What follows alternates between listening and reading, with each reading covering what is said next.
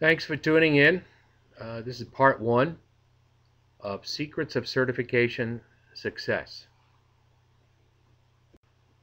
First, I'll tell you a little bit about myself. Again, my name is Paul Dwyer. I've been an application developer for over 30 years, started out many years ago as a Fortran programmer. In the mid-'80s, I got into relational database design and database application development. Originally, I was working with a product named Ingress. Some of you may have heard of it. They eventually got into financial troubles, wound up, I think, being bought out by Computer Associates. But at one time, back in the mid-'80s, they were actually a competitor of Oracle. I'm a Microsoft certified trainer, a Microsoft certified system engineer, system administrator, DBA, application developer, solution developer, and most recently, I'm a Microsoft certified information technology professional for SQL Server. So if you're here at this point, you're obviously interested in technical certification. Now you know it's going to take some kind of work to achieve that, and you're probably thinking, well, is it really worth the effort? If I get my technical certifications and put in the effort to make that happen, what's it going to do for me? How's it going to benefit me? Probably one of the things you're thinking, well, is if I get a technical certification, maybe that will make me more money. Guess what? Certification will definitely make you more money, but that's only the first benefit that you're going to see happen when you get your certification. Recently, I was teaching, and again, I mentioned I'm a Microsoft certified trainer. I was teaching a VB scripting course. It was a 3-day course that I taught recently.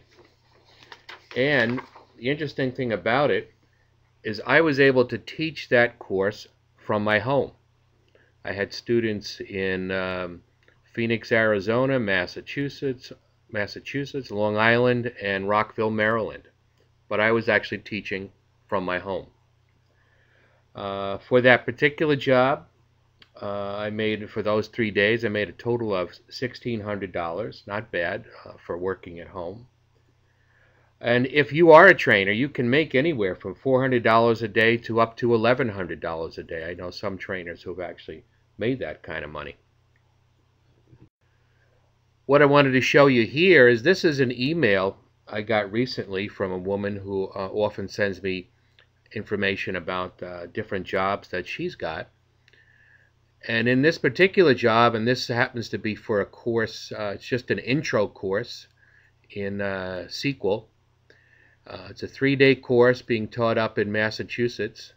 And you can see right there, the rate that they're offering for that course is $800 a day. Now, you don't have to be a mathematician to figure this out. Put those kind of rates together, and you're easily talking over $100,000 a year. Some other nice benefits is that you have complete control over when you work, when you don't work, when you take vacation. Another thing is you're not going to have to spend a single penny on marketing yourself, and yet you're still going to have people contacting you about a need for your services. That's what training is really all about. One of the next great benefits of certification is that certification is going to get you noticed. When many prospective employers are looking for good ways to distinguish one job candidate from another, certification is often listed as either a requirement or desirable in many technical specifications for jobs. The marketplace for IT jobs has become increasingly competitive. Certification will help you stand out from the crowd. This is an ad recently I found on the internet for a job. Just wanted to kind of bring your attention to where I have there highlighted in blue. And notice how it says MCSE and MCITP preferred. So there's an example of where if you have a certification, okay, and you have multiple people applying for this job, you're going to have an edge over anybody else. Certification gives you options and opportunities. I started looking into becoming a Microsoft certified trainer in June of 2002. And in order to become a trainer at that time, you needed a Premier certification, and you still do. At that time, you needed to be a Microsoft certified DBA, an MCSE, or a Microsoft certified solution developer. In order to get my Microsoft certified DBA, I would need to pass 4 exams. For my solution developer, I would need to pass 5 exams, and for my MCSE, I would need to pass 7 exams.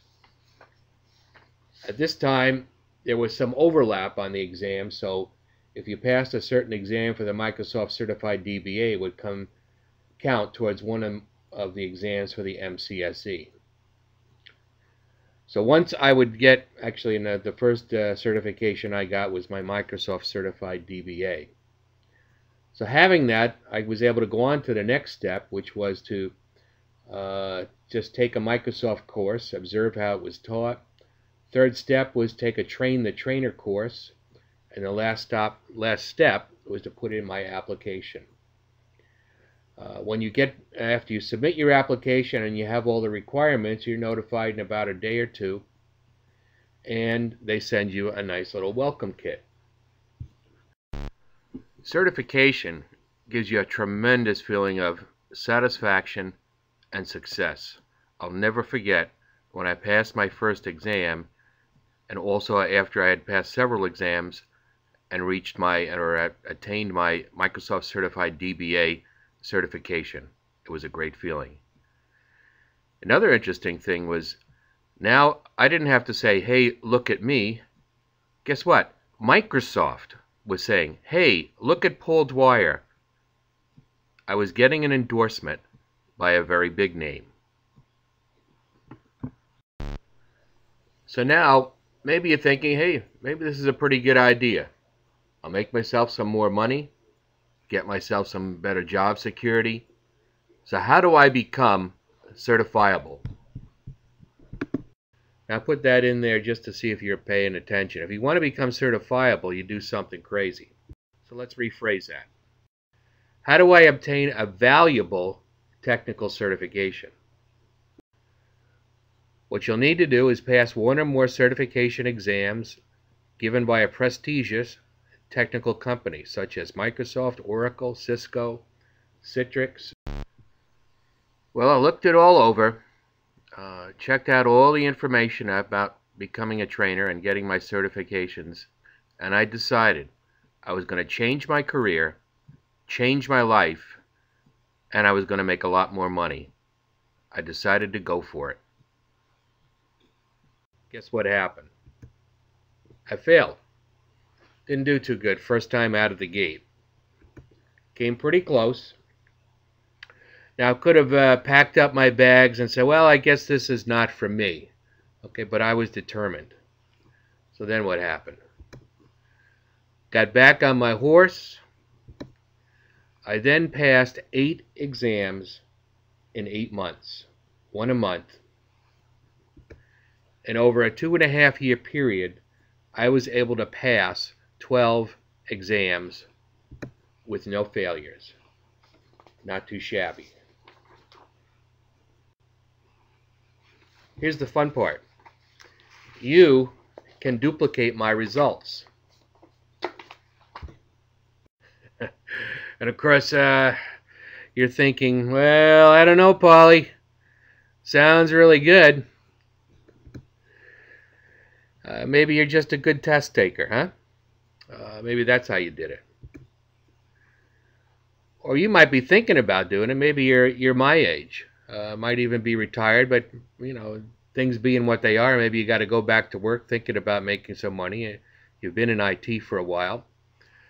Now you're thinking, well, gee, how am I going to start taking exams again? Haven't done that in a while. How long is this going to take? Is this going to take forever? Well, how did I do it? You're probably a good test taker. Maybe you're smarter than you look. You cheated. The answer is none of these. After I failed the first exam, I came up with a very methodical and disciplined study plan that I applied to each exam that I took after that. I call it my Secrets of Certification Success. Now you might be thinking, well, I know you could do it, but I'm not sure I can do it. If you have any self-doubt, don't. I've been very careful in how I've marketed this information. I advertise primarily to people in the IT business because not everyone can do this. Plumbers and carpenters would have a tough time trying to pass certification exams and become a technical trainer.